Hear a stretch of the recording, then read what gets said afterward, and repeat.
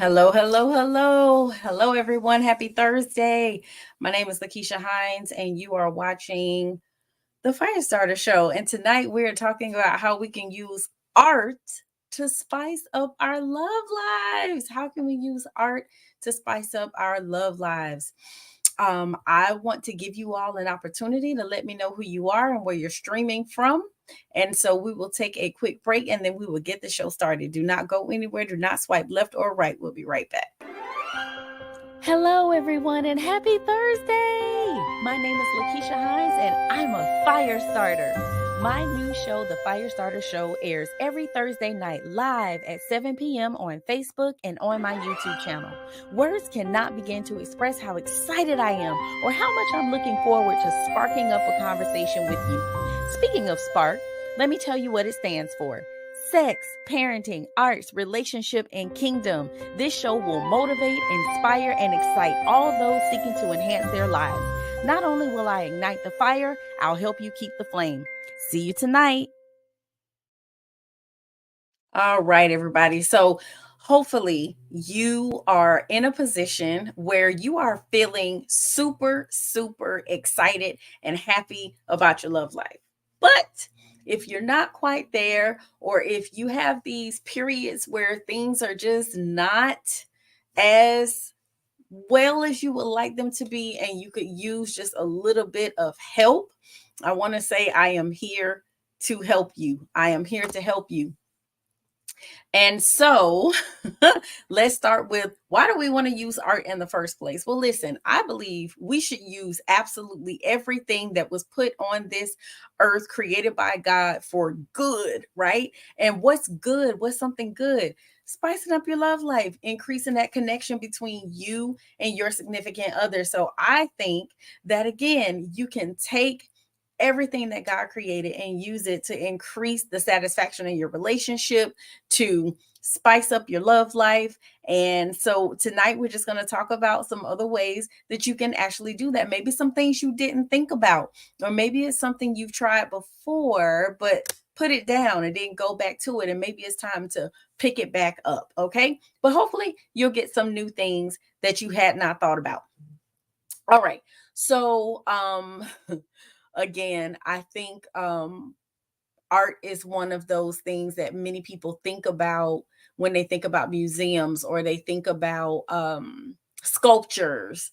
And so drop in the chat, what do you think about when you hear the word art? What is the first thing that pops in your mind? Because I know, like I said, for me, because I'm an artsy person, I think about a lot of different things. But I don't know, maybe you think about something different. So drop in the chat, what do you think about when you think of the word art? Because it is such a well-rounded thing. It's not just sculptures, it's not just painting. Art could be music, art could be poetry, art could be sketches, it could be people who take materials that people don't use anymore, raw materials, discarded materials, and turn those things into something beautiful and magical. So art can be so many different things. There's actually a book called The Art of Love Making. So art can be, again, we can use it in reference to so many different things. But tonight we're specifically talking about art being used to spice up your sex life. So when I think about sex, I think about it something that should feel good. It's something that should connect me and my partner. I should feel excited about it. I should be overjoyed with it, right? And it's something that I should be looking forward to. So there's some things that you can use, some products that you can use to kind of spice up your sex life, but I'm going to save that for the end. We're going to start right now talking about the benefits of art and how it can actually amp up your sex life. And so, question, are you one of those people who's hesitant to try new things? If so, you might be getting a little anxiety about what I'm talking about tonight, but it's okay. Take some deep breaths, it'll be okay. Are you hesitant to take steps into the art world? A lot of people are. They're hesitant about it. They find it intimidating. to go to art museums or to go to galleries or whatever the case may be. And especially when it comes to actually purchasing art, it can be really expensive. And so a lot of times people don't want to step into that world because again it can be a bit overwhelming and intimidating. I'll say that one of the places I was dying to go was the Salvador Dali Museum that is in St. Pete, Florida. And for years I've been asking my husband to take me here, and for whatever reason it didn't happen. And here recently we went to the Dali Museum, and I know it's not his type of art because Dali was actually an artist who focused on surrealism, and that's just not my husband's jam. And so he was uncomfortable with it. But guess what? It gave us something to talk about. We were able to connect with the fact that we actually do both like art. I'm just a little bit more open to different types of art, and my husband has specific types of art that he likes. But we were able to connect and communicate about what we saw and what the likes were and dislikes. And it really did spark some conversation.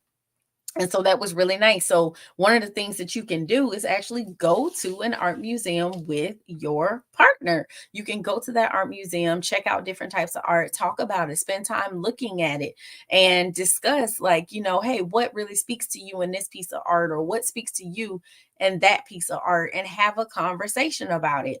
Not only are you looking at new things, you're trying something new, but you're also spending quality time with your partner.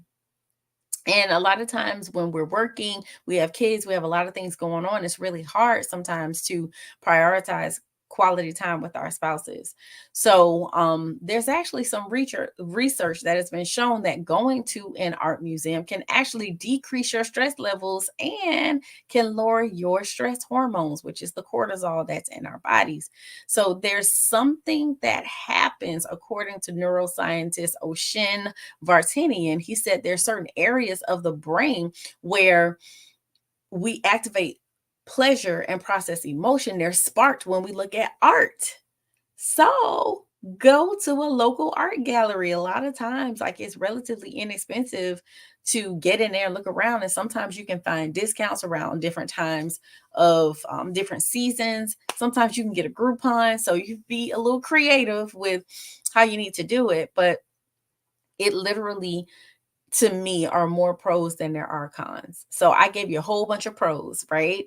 Quality time, trying something new, reducing your stress hormones and stress levels, and being able to experience something for the first time with your spouse, giving you something to communicate about, which ultimately can improve your connection. All right.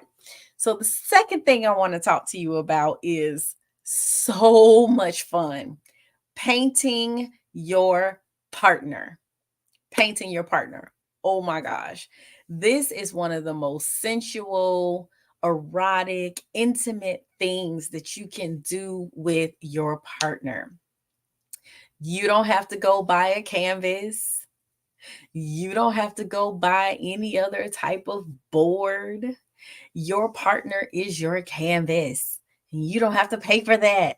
And also, it's temporary art, right? It's something that nobody else is going to see but just the two of you. It's your little secret. You don't have to spend a whole lot of money buying this art kit, right? You just need some paint and a brush. Make sure you buy non-toxic paint. That's important. That's important. Also, you might want to put down certain materials so you don't mess up your environment if you're doing this at home, or if you're going somewhere else like a hotel, you still want to protect their things as well. And so I'm going to give you a cheap little hack. Go to the dollar store, buy those plastic tablecloths that they have. There used to be a dollar, they inflation, right? They're at $1.25, but buy a couple of those, 5 or 6 of those, just for extra coverage to make sure you're not getting that paint everywhere. And literally create, create. And if it leads to something else, so be it. And if it doesn't, it's just an opportunity to connect. It's an opportunity to explore each other's bodies. And especially if you haven't done it before, again, it's a new adventure. It's something that you haven't done before, which I think is, again, like I said, very sensual, very intimate, does require a level of vulnerability to, be completely naked and exposed. And then, those of you who may be trauma sufferers, you may not be comfortable being completely naked. So you cover up your special parts, right? And then you allow your partner to paint around or on whatever your covering is. But I think it can really increase the intimacy between the two of you. I think it can be very pleasurable if you're able to relax. But oh, yeah, your body is the canvas. Paint your partner. All right. So, in that painting, there is exploration that can happen. You do have to be a little careful with that, though, making sure you don't get paint in certain places, right? It's important that you don't get that paint certain places, even if it is non-toxic. All right, so you have to be careful with that. But it can also lead you into some sexual exploration. All right. Eroticism has made such a huge impact in art. Like we see a lot of sensuality and sexuality depicted in artwork. And I'm talking about all different artists, all different backgrounds, races, cultures. Art has shown us different levels of sensuality, sexuality, and eroticism.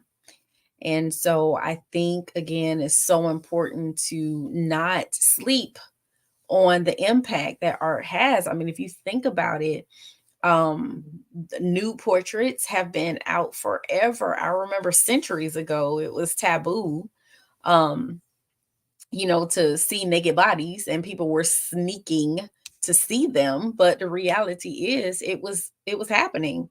Um, People, human beings, were being used as the muses for artists, and they would paint people naked. That's still happening now. So art is so much connected to our sensuality and sexuality. And I think, again, we just can't sleep on it, right? It's something that truly can be used to enhance and intensify our relationship with our partners.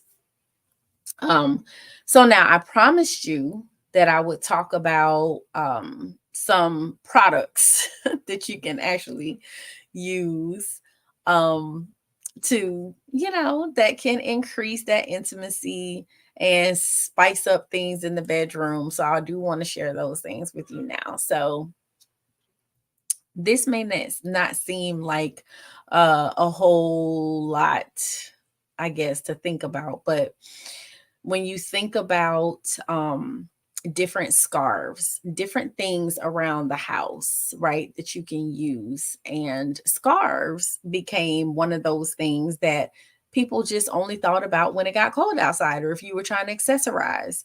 And, when you think about art and you think about how you dress up, people express themselves artistically through how they dress, how they wear their hair, the type of glasses and accessories that they use, right? And scarves are like accessories. But guess what? We can take that scarf and we can use it for some bondage if you're into that type of thing. So here's something that's artsy and beautiful because of all the colors and patterns and textures, but it's also something that can be used for bondage. And we know 50 Shades of Grey like got everybody thinking about, oh my God, am I into bondage? Do I like it? But you don't have to have all the whips and chains. You can have regular things around your house that you use for, fashion and maybe some artistic expression, but can be turned into something that can be very pleasurable between you and your partner. So, obviously you want to make sure you get consent before you tie up your partner. And then also neckties, same things. A lot of men use neckties as accessories, and I know it's for business, for work, and that type of thing, and they want to look professional, but that's also used as an accessory. And so those neckties can be used, those scarves can be used for a little bondage so that you keep that person restricted and they allow you to do certain things to them that obviously you've gotten consent from that you've gotten consent from them for. And so I love taking things around the house that were considered artistic pieces and use them to have a little play. So I'll give you another example. And so this It's a vase, and I have some flowers in it. And literally, these can be used because they're kind of soft, right? Especially if they're silk flowers. Those can be used. This is a piece of art. This is decoration in my office. But literally, if I take these out, these can be used to be able to use to stroke the skin of me or my partner, and it can be something that can be very pleasurable for the two of us. So taking things around your house that are considered art, right, or considered decoration to really spice up your room can also be used to spice up your intimacy with your partner. And so if you all see these earrings here, these are my flame earrings. I love these, and you can see there's like, they're a little pointy and they're a little sharp. This part down here for sure is really sharp. But when you begin to have that sexual exploration and body exploration, you get to play around with different textures and see, are you into something that's like a little scratchy? Because this is like a little scratch. Now, this is something that I use to express myself through my accessories. It's my art, part of my art, right? And I can use that and again turn it into something that could be a toy or pleasurable. And when I say toy, I mean, for skin, for body play type of stuff, for different textures. And it's something that again can be really pleasurable if you're into that type of feel. Okay. But you have to get to know what you like, what works for you, what feels good to you, and explore and experiment and try some different things. And so if you haven't picked up by now, this is definitely something that I'm always talking to you about, is to take chances, explore, try new things, definitely talk to your partner about things that you are interested in and things that you would like to try. And you if you try it and you don't like it, it's okay. I'd rather you do that versus not try anything and miss out potentially on something that can be really, really um really helpful in bringing you guys closer together. Really, really, um I would say powerful in creating a deeper connection between the two of you. So there's so many ways again that you can use art to spice up your love life, and hopefully some of these resonated with you. If you are someone who can draw, then drawing your partner would be super cool. Like I said, many years ago, centuries ago, whatever, when people used to use live models, which we still do, let your partner be your model and paint them, draw them, sketch them, right? That's something that can be really intimate, especially if they're comfortable being naked, being unclothed.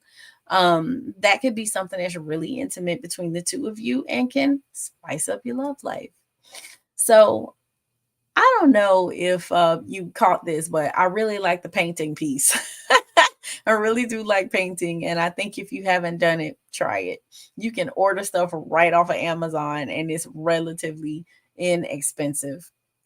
One other thing that you can do to add a little spice to your love life is feng shui your bedroom. I did a whole episode on feng shui in your bedroom and creating an environment for intimacy and connection and for attraction, and that would get both parties excited about engaging in sexual activity. Like, you need to be able to walk in that room and not be tripping over toys, not have mounds of laundry, not have your half eaten sandwich on the nightstand. Like, you really need to create an environment that will be inviting and make you want to be in there and make you think about being sensual and romantic and intimate and sexual with your partner. So adding some different textures, adding things like flowers, right?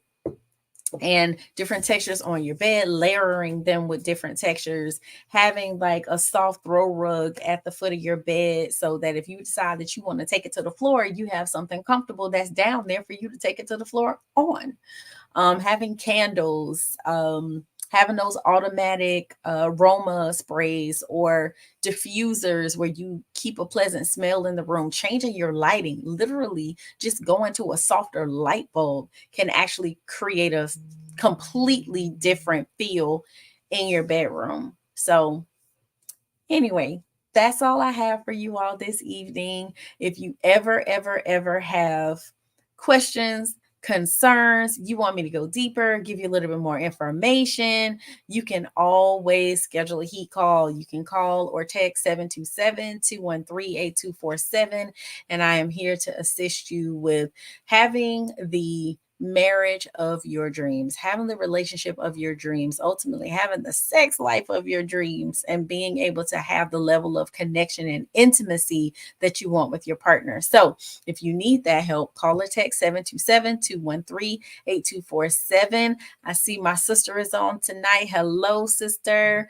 Thank you all for watching. I sincerely appreciate it. So I hope you enjoy the rest of your night, the rest of your week, and I will see you same time, same place next week. All right. You guys enjoy, and I'll see you on the other side. Have a good night.